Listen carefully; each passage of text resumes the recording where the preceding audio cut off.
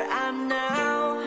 Look at how the colors dance around. I could give it all away for free, and it wouldn't even matter. 'Cause all I